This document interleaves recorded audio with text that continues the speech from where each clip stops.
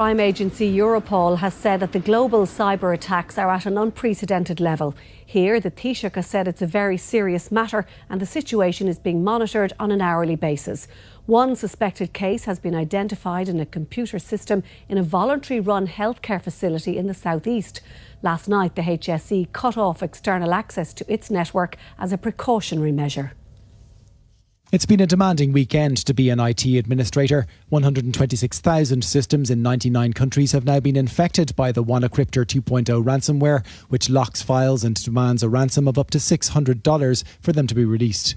Hospitals in Britain, Spanish and Portuguese telecom operators, car makers Renault and Nissan, even the German railways have all been hit. Here, as a precaution, the HSE cut off external access to its network last night, a prudent decision because this afternoon it emerged a computer system in a small voluntary-run healthcare facility in Wexford has been infected. The system is outside the HSE network, has been shut down and the infection hasn't spread. The HSE is also continuing to update 1,500 vulnerable devices inside its network, including some related to clinical services, a process that will take a number of days. Of course, it could be a big problem. This is not just within the HSE. The likelihood is that next week that we may have other attacks recorded because there is a lot of legacy equipment there, not just in the public sector, but also in the private sector. And what we're trying to do is to make people aware of that, make sure that they download the required patch. The HSE are satisfied that the external links are turned off.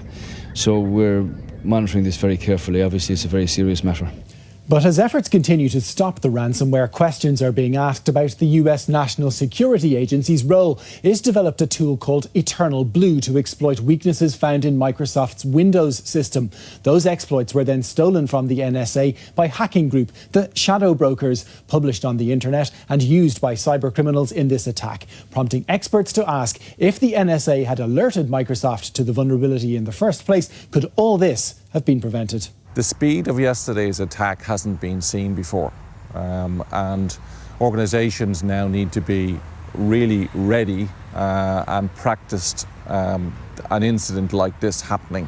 Overnight, Microsoft issued further patches for vulnerable machines. The spread of the virus seems to have been temporarily halted by the unwitting actions of a British researcher, but experts say the threat remains strong. Will Goodbody, RTE News.